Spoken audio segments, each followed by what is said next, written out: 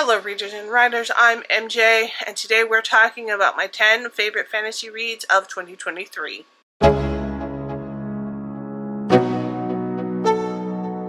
So this is my top 10 list specifically for fantasy reads of 2023, going through and looking at the books that I read in 2023. I did decide to separate my best of books into specific categories. One, because this will help people who like a specific genre to find something specific to that genre, and two, because I just had so many great reads in 2023 that narrowing all of them down to just 10 seemed impossible. Now, I will be going over these books in no particular order, except for the book that I have picked for my best of. And it was just too hard to try and put them in an order. They're all exceptional books, and I think that depending on what you like to read, these are all really great recommendations, so I didn't really want to then break them down even further than that, except for the book that I finally settled on being my overall favorite of this bunch. Let's start with A Starling House. So this is a dark haunted house fantasy book by Alex Harrow, and I think you have to be someone who likes more moody, character-driven fantasy to really enjoy most of their books. I know they kind of also have fairy tale retellings that I wasn't as big a fan of as their other fantasy books, but Starling House was fantastic. It was just that right amount of dark ambiance for me for a nice fall read. I probably could have liked the ending to change just slightly, but I still really enjoyed this book, really enjoyed reading it, and will absolutely be rereading it. I read it via ARC first, and then I got this fantastic Illumicrate edition to have on my shelves, which I'm very excited about. It's also very glary. So definitely a book that I would recommend you picking out if you like dark, atmospheric, haunted house kind of vibes. It was fantastic. Next, I have The Spirit Bares Its Teeth. I feel like this is a book that I have not stopped talking about since it came out. It is written by Andrew Joseph White, who is a trans-autistic author, which is right up my alley. This is his second book that has a main character who is both trans and autistic, and I like the interplay between those two identities in this main character. It really resonated with me. This is technically YA horror, but while the main character is 16 years old, it is not YA formalistic. I would almost argue that it is an adult book with a young adult character, but I do think it's appropriate for young adults as well.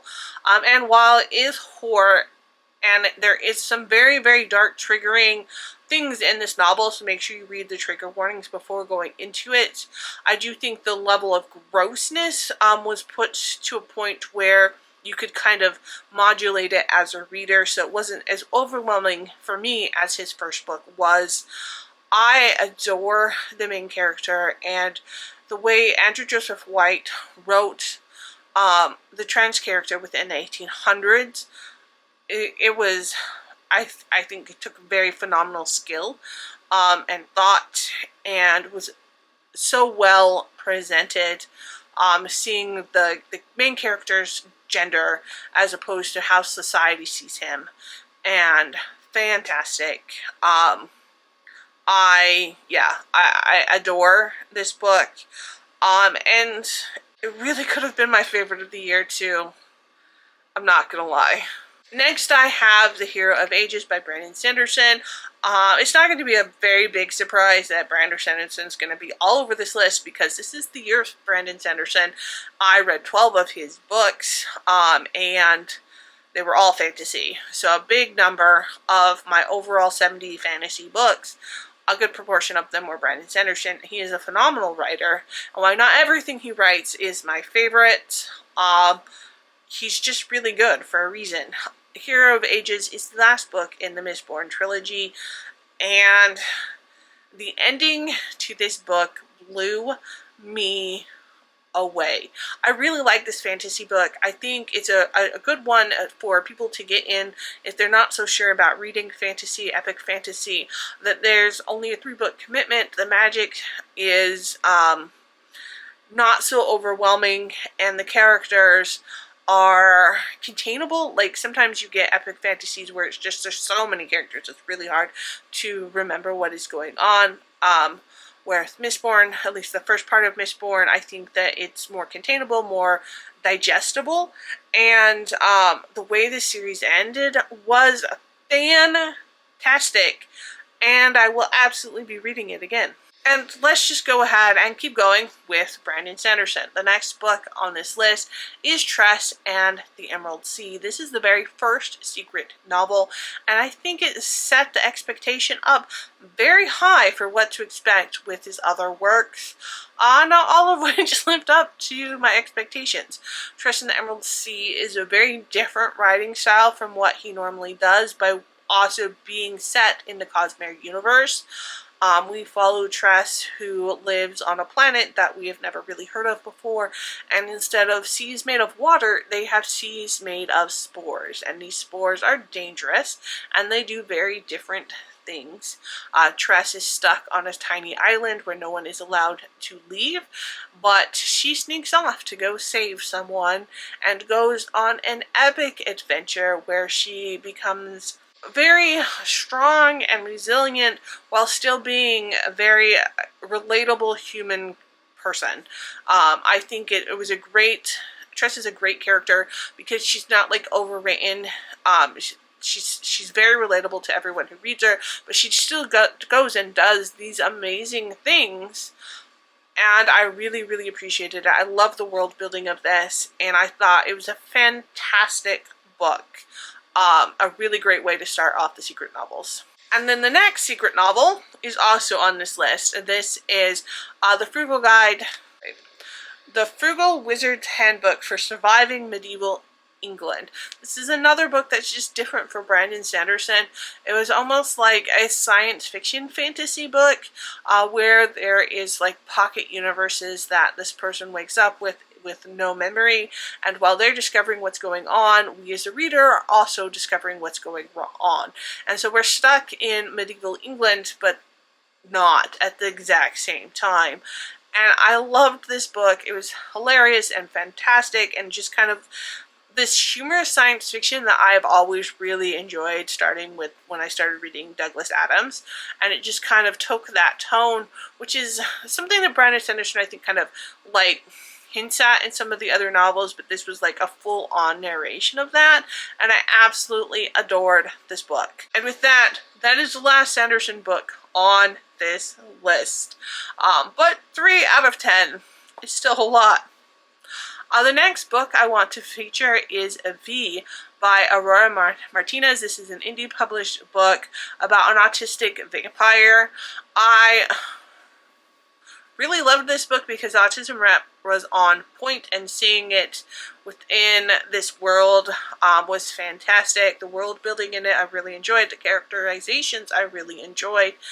And just, there's something for me so refreshing about reading a book that's written by another autistic author, because I don't have to like always have to decode neurotypical behavior. It's just something I can relax into and be more a natural narrative for myself.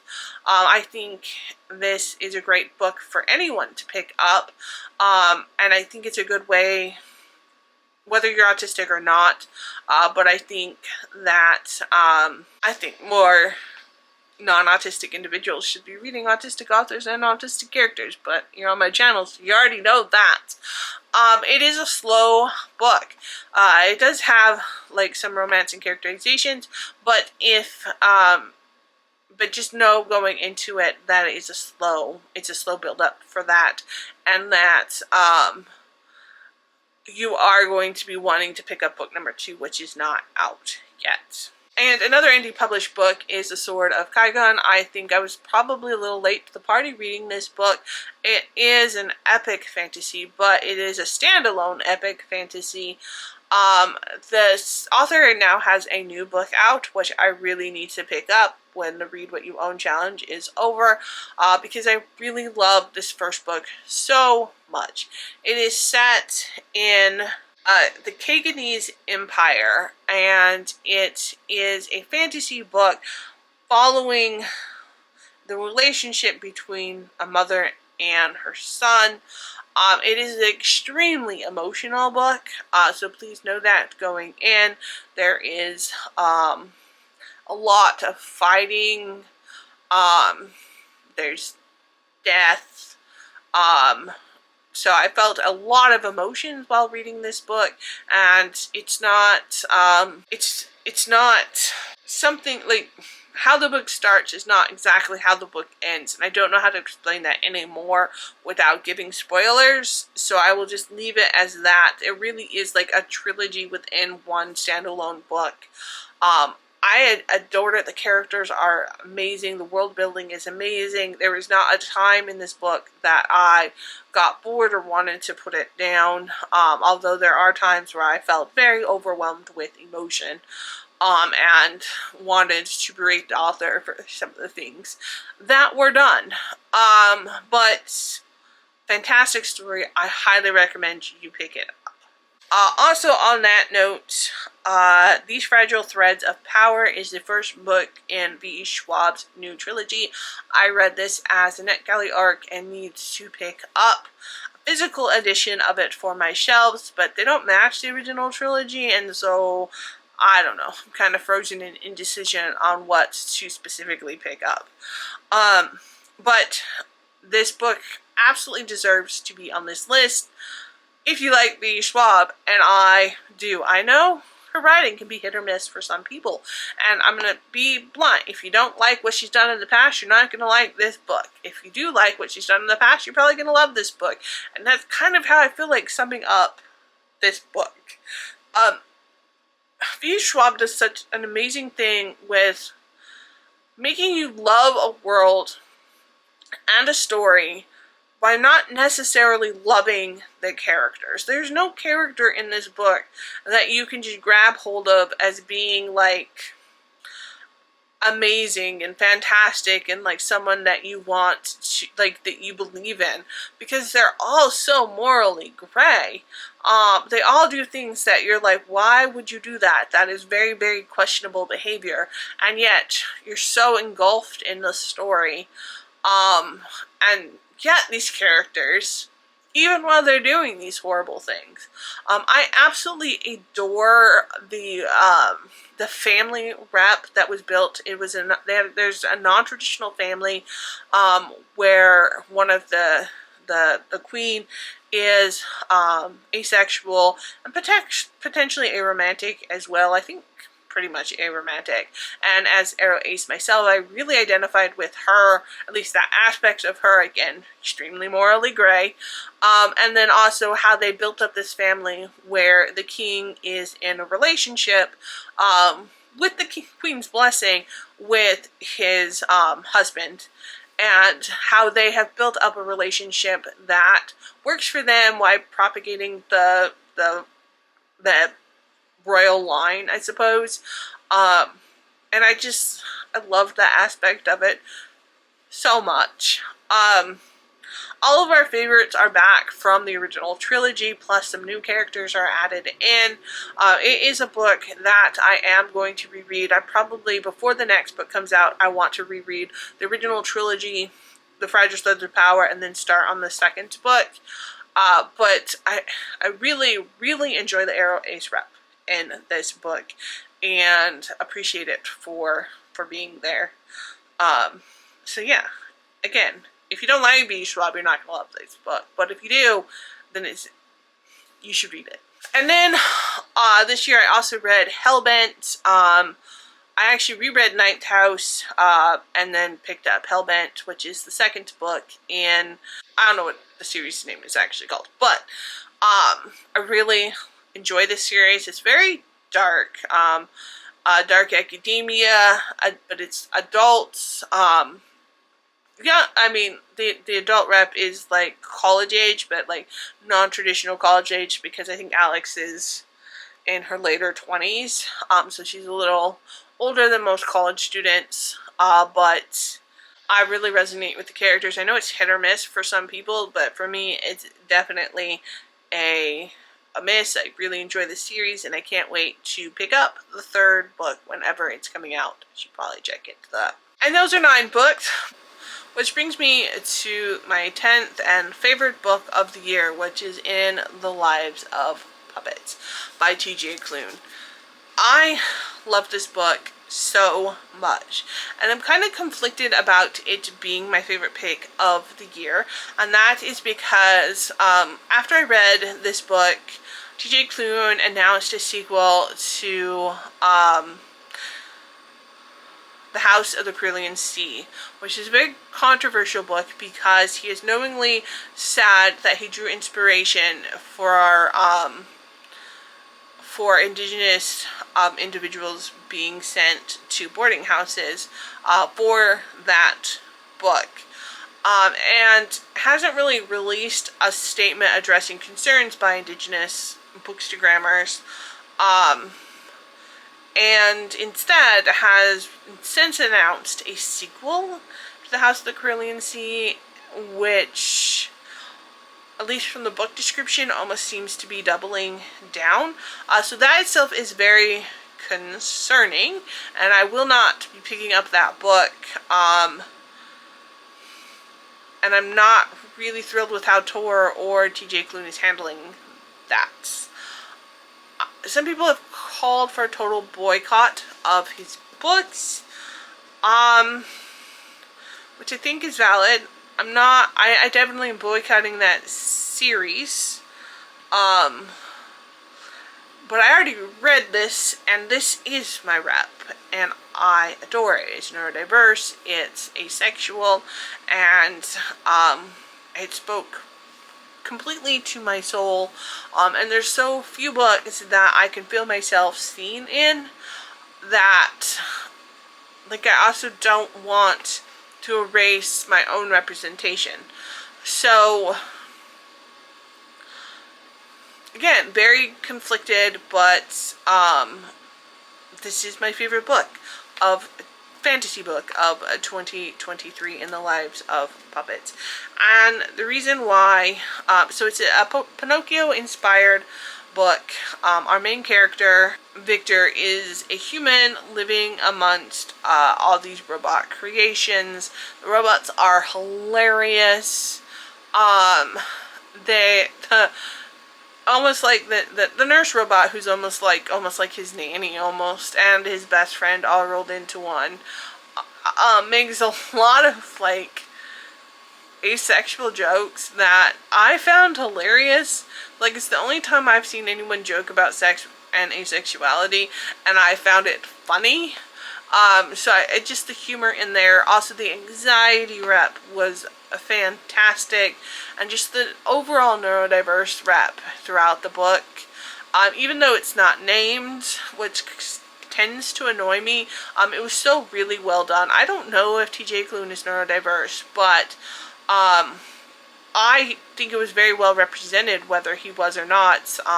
There was either some research done, some sensitivity readers done, something to that kind, to get the rep to just like be so fantastic. And adored this book. I'm not sure I like the Illumicrate edition better than the original. I'm not going to lie. But it does have sprayed edges, so there's that. But yeah, so my favorite fantasy book of the year is In the Lives of Puppets by T.J. Klune. So as always, keep reading, keep writing, and until next time.